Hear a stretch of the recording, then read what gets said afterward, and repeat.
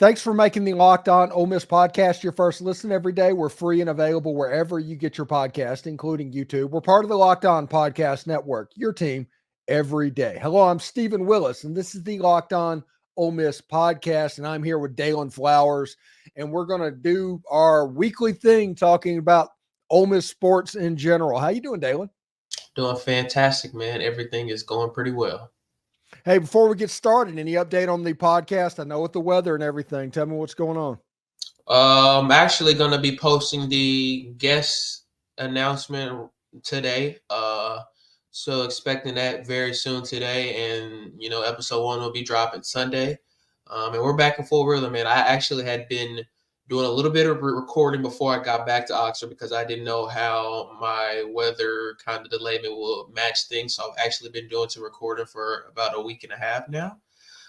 So just to be prepared, just to make sure I wasn't, missing any time and such and such. So I've actually been back for a week and a half now, but it's coming back and I'll be dropping everything this Sunday. So we're back right now. Yeah. All right. I'm fired up for that. Anyway, Ole Miss has some offensive visitors this weekend. 2 offensive linemen from the award-winning Joe Moore Offensive Line of the Year Washington Huskies. They're on campus with Nate Kalepo and I forget the other name. Julius something. Something. Bueno, I believe. Yeah, I this excellent pod, talking about that's going on. Yeah. But the point of it is Ole Miss has a really good situation set up in their offensive line where they're almost done. It's Julius Buelow. Okay. Julius Buelow. I'm excited about what's happening within those visits. And I think everyone should be for a lot of different reasons, honestly. I think right now, just with everything that's happening within who we brought in and just the visits we've been able to get, man, it's shown a lot of, I would say, a lot of trust that fans should have in our coaching staff. And not just Pete Golden, man. I know Pete has gotten a lot of hype just because of what he's done so far and just changing the trajectory of our defense and what he's done recruiting wise. But our offensive coaches are doing their job too, man. And they may not, be getting, some home run hires like we've seen on the defensive side of the ball, but we're doing pretty darn well. And we're picking up positions that are of need on the offensive side. We've got some receivers come in, of course, Antoine Juice Wells. I think Devin Price from FAU as well as a receiver. And of course, Trey Harris was a transfer last year, and Jordan Watkins was his 2-man, Dane Wade. So we've done well at that position, and we're going to continue to try to bring guys in on there. But I think this offensive line, these visits are really critical because I think this is a point of our offense that can really make or break how we function and how this team develops, especially in the later part of November this upcoming year. And I think when you have just a consistent and a comfortable offensive line that has, really good control and depth as well, I think you feel a little bit more comfortable going into games like at Death Valley and just you feel more comfortable about your offense. If things aren't working in one area, you feel more comfortable that it'll still carry some type of evolution with a good offensive line. And that's what we're doing here. We're picking holes that we see. And I think that's important because I've developed over the last, I would say, month, just a complete confidence in where our coaching staff is. And I've been trying to say that. I remember when Quinshon first got in the portal, I tweeted out, I was just like, everyone take a deep breath, relax, we'll be fine. And that's not, a knack at Quinshon. It's just the faith and belief that I've grown in our team in the last, I would say, 12 months. And I honestly knew that was a loss, but we would gain some things in advance, and we have in those visits. And I've said this over the last couple weeks too, man. When we get guys to Oxford, I'm really, really confident that we get them there and we keep them there. And so I'm just happy to see that we're filling holes, and I honestly wouldn't be surprised if we get those guys here. They're both really talented guys, have some good upside, some good size and height on them as well. And, they're going to continue to improve if they get here and we work with them with John Garrison. I'm excited. And I honestly wouldn't be surprised if Logan Diggs has come in, but we don't know exactly what his time frame is with his ACL injury. So I wouldn't be surprised if we may look after another running back as well. So there's some keys to be filled, and we filled them so far. We're going to continue to try and pooch a little bit more things. But I'm excited, man, because the coaching staff is understanding what's the availability with our team right now and what are the highest mountains we can reach, and we're trying to reach to the top of them. Yeah, just so everybody knows, BJ Green, Nate Colepo, and Julius Buelow are there on campus currently at Ole Miss. That's 2 Washington offensive linemen. BJ Green is an edge type player from Arizona State, even though he was going to transfer to Washington. Yeah. So technically there's ties to all 3 players from Washington.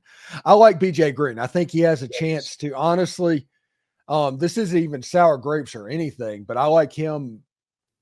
The Tyler Barron commitment when he committed is like, okay, he's a good football player. He has high upside, but it didn't make a lot of sense. BJ Green makes more sense to me.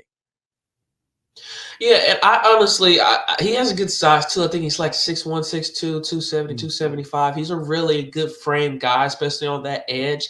And I think for his size, he's really explosive, honestly, man. I always say guys that are like that large and they can move that well are really scary on the field. And I think as well, and that goes back to another point I just made, man, just to have faith in our coaching staff and where we're at and where we've come, honestly, within our coaching staff, man. I know fans were kind of, going a little berserk a little bit, losing McDonald and losing Tyler Barron to Louisville. And I know we lost, I think it was Lewis Moore that is also going to Louisville, or is it No, it's Taz Nicholson. Taz Nicholson is right. But that wasn't a flip. That was a grade situation where he couldn't get in at Ole Miss. Okay, and so I know some fans are kind of going berserk, and we shouldn't be, because you just seen the execution what we've seen in the last 2 weeks with our coaching staff. Those guys are not here anymore, and we just replenished this quickly. And I think we're going to continue doing what's needed to make this football team work in every access. I think one of the things that's important for everyone to realize is one of the things that I just thought that Georgia beat us up on was depth. And I think, even the O-lines coming in and visiting Oxford, I think, if we, God forbid this, have guys like Jaden Williams go down or JJ Pekeys go down, anyone, Micah Pettis go down, we have guys that can pick up the slack and not, show any lack when, guys are down. So that's important for us. I'm excited about BJ Green because I think he's been a really consistent guy at Arizona State, and he's looking to really make a home or a mark somewhere, and especially in the SEC, I think he can be able to do that with our defense. And I think when you look at a guy like BJ Green, we have so many weapons, especially now on that defensive line. I feel like it's hard to, if you're O-line, you're an O-line coach, I feel like it's hard to double one guy on our D-line at this point because we have so many threats. And so when you have so many guys that can, really use so many different weapons, they have an advantage because they get more one-on-one options against O-linemen. And I just think that's going to give our defense a good run in games. So I'm excited for him, man. And I just think our execution so far and filling the holes that we need. And not only that, getting guys that have honestly been proven, and not just guys that maybe just be freshmen and coming out, didn't see a lot of play time. We're getting a lot of guys that have played at their schools, played and show how good they are, how confident they are, what their abilities are. And now we're getting them here. And I'm excited, man, because Lane's done good with transfers in the past. And he's going to continue doing so far this year.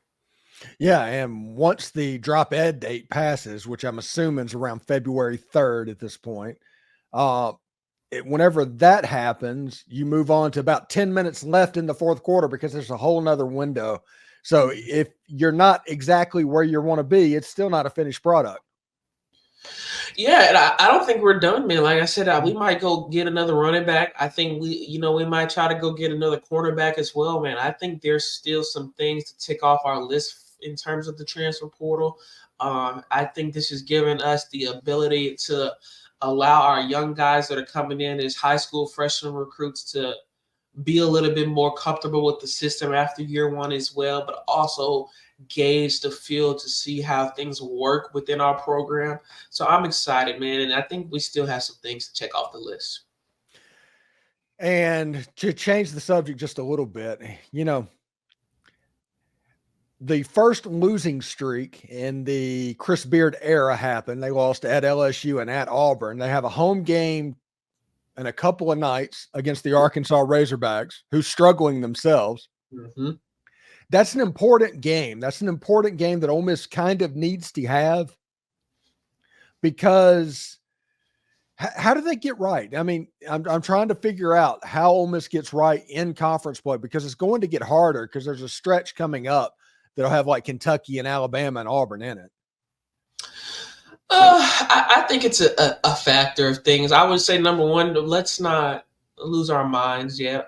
It's year one, man, and I think that we're still honestly controlling our own destiny. We still look really good. I think just a few things. I know Alan Flanagan started the season really well, and I think he's just dropped his projection just a little bit since conference play has started. And I think we lack a guy, honestly, at the moment that we can just, I feel like, give the ball to and just say, go get a bucket, and he go gets it for us. And I think Alan Flanagan was that guy at the start of the season, and now he's just kind of fell back a little bit. And I think if he can come back and be that guy, that gives our offense a little bit more freedom, especially on the half court side. Because he's a three-level scorer, man. He can score in the post and get to the paint really well. He's a really good, finisher around the rim.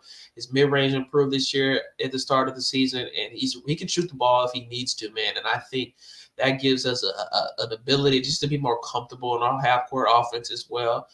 But the road games are hard, man, especially in this conference. And, it's not easy to go into different places.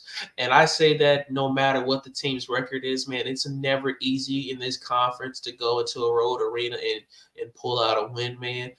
So what I will say is we have to take care of when teams come into Oxford. And we've done that so far. We've got a Razorback team coming in Wednesday that's not found an identity on either sides of the ball. Very athletic team, but it's not shooting well. It's not containing the ball well offensively. It's not stopping any rotations defensively. It's not doing really well on rebounds defensively either. So we have a chance to take down a team that's struggling, but has a really good staff and players that just have not found their identity yet. And so I think we're going to continue building, but it's going to take steps. And I think, honestly, we're still trying to figure things out within our players and our coaching staff, and it just haven't fully clicked yet. And when they do, I would be less concerned going into road games, but it's going to take a little bit of time as well. Thanks again for making the Locked On Ole Miss podcast your first listen every day. We're free and available wherever you get your podcast, including YouTube. We're part of the Locked On Podcast Network, your team every single day. Daylan Flowers, thank you so much for joining us today. And I can't wait till next week to do it again, buddy. Of course, man. Appreciate you. Hotty toddy, y'all.